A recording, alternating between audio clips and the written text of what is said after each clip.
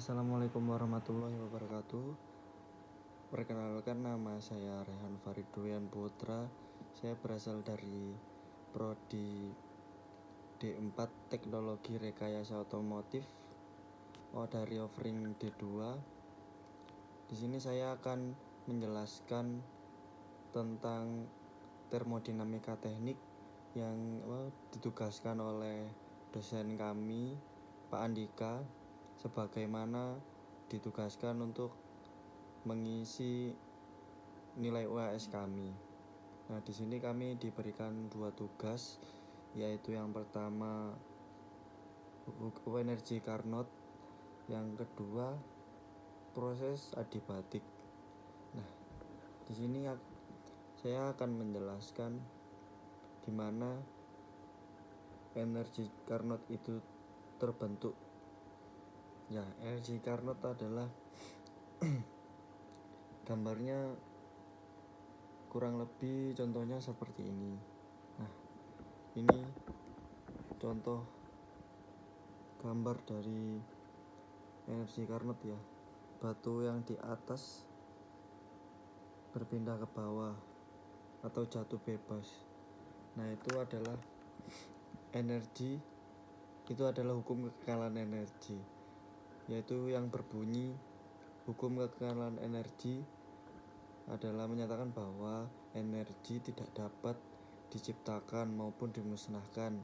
Dia hanya bisa berubah bentuk energi ke bentuk energi yang lain dan berpindah tempat saja. Jadi energinya tetap hanya berpindah ke bentuk yang lain.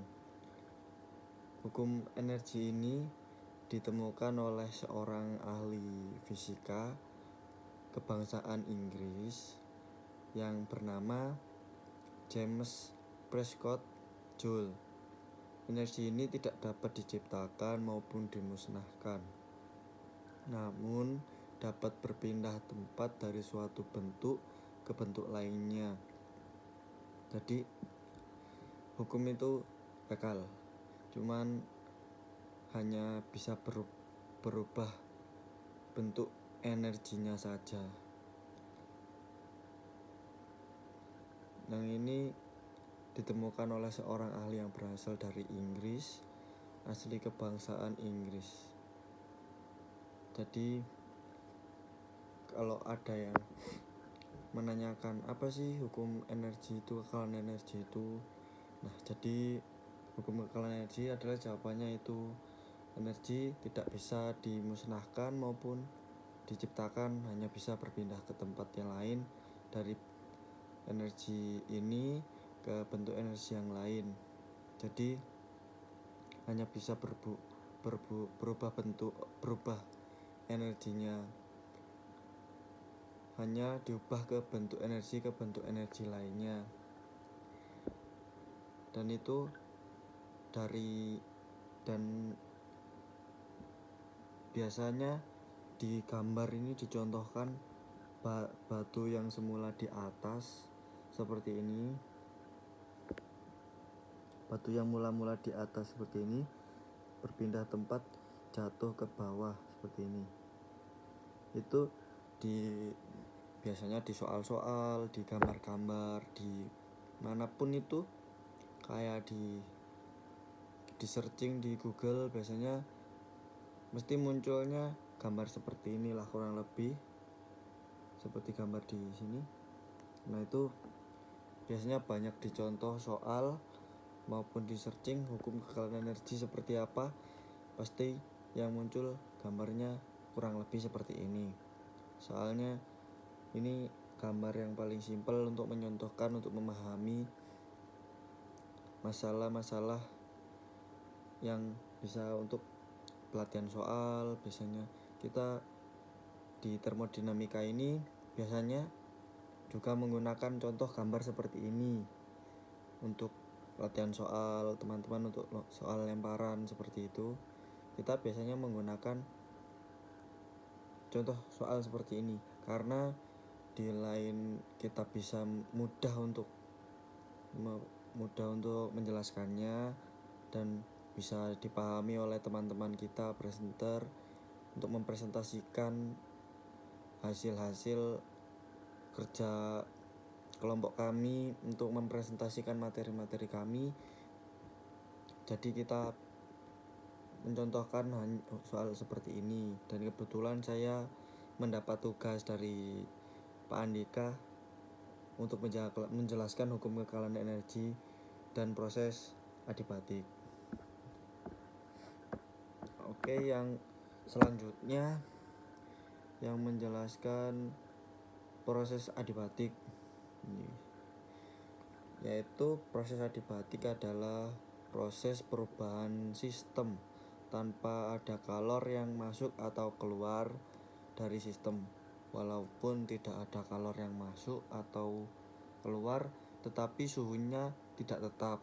Suhu di dalam ini itu bisa berubah-ubah di dalamnya, tergantung suplai baterai yang mengalir dari luar ke dalam sini. Itu bisa berubah bentuk, entah itu menjadi panas atau dingin, tetapi suhunya tidak tepat. Proses adiabatik dapat dilakukan dengan cara menutup sistem rapat-rapatnya. Jadi ini adalah box ya. Jadi kita harus menutup rapat-rapatnya, tidak diberikan celah sedikit pun. Jadi benar-benar ruangan di tengah ini, di dalam kotak ini tertutup rapat, sehingga tidak ada pertukaran kalor antara luar sini sama dalam sini. Tidak ada pertukaran kalor dengan lingkungan. Di sini kan luar kotak ini lingkungannya.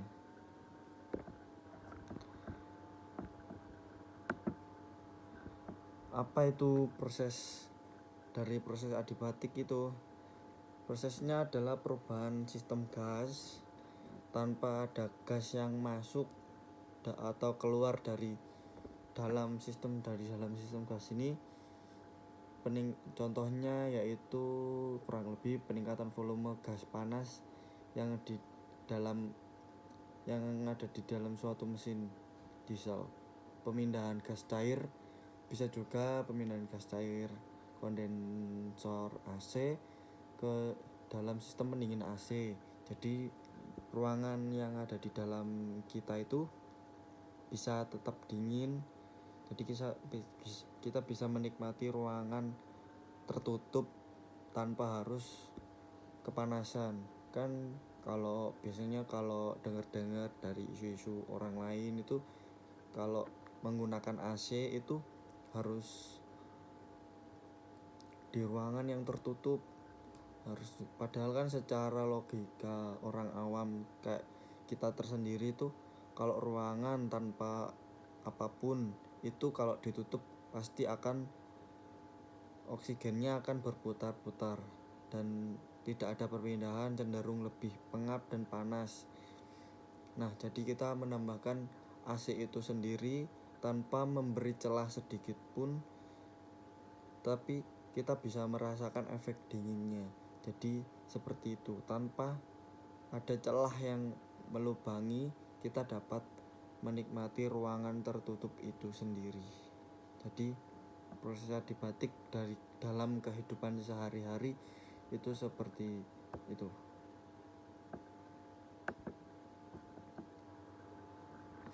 Jadi proses adiabatik itu perubahan gas. Jadi kalau kita melihat prosesnya itu hanya menggunakan imajinasi seperti ini, karena gas itu tidak bisa kita lihat, hanya bisa kita rasakan, adalah proses perpindahan kalor gas dan sekitarnya. Kalor dipanaskan ataupun yang diterima oleh gas tersebut. Oke, seperti contohnya kurang lebih ya, AC mobil kan di luar panas, kok di dalam mobil kita tutup kaca ya kan, seperti itu pertanyaannya. Kan bukannya tambah panas ya kalau suhu di dalam mobil itu kacanya ditutup rapat-rapat, kan harusnya itu lebih panas. Kenapa? Jadi kita kan menggunakan AC. AC itu tanpa melubangi celah dari sebuah interior mobil, hanya menambahkan pipa yang dialiri oleh liquid dari kondensor itu. Jadi kabin kita terasa lebih dingin daripada suhu yang di luar lingkup mobil tersebut ataupun ruangan yang kita huni atau tempati tersebut.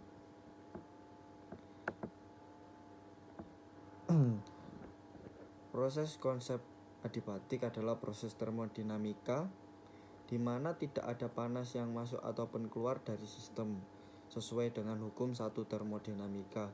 Energi internal sistem adiabatik adalah tetap karena ada perpindahan kalor di antara sistem dan lingkungan. Jadi sistem itu mananya? Sistem itu ininya dalam dan luarnya itu lingkungan. Jadi sistem di dalam itu tidak mempengaruhi lingkungan yang ada di luar tersebut.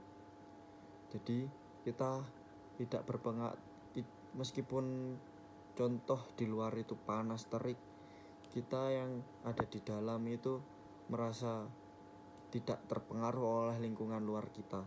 Jadi kita itu tetap merasakan efek yang diberikan terhadap AC tersebut ataupun kipas angin, kan tidak mempengaruhi suhu luar yang ada di ruangan kita. Oke, mungkin cukup sekian penjelasan saya dari 2 materi yang diberikan oleh Pak Andika kepada saya. Mohon kurang lebihnya mohon maaf jika ada salah. Sekian dari kami. Wassalamualaikum warahmatullahi wabarakatuh.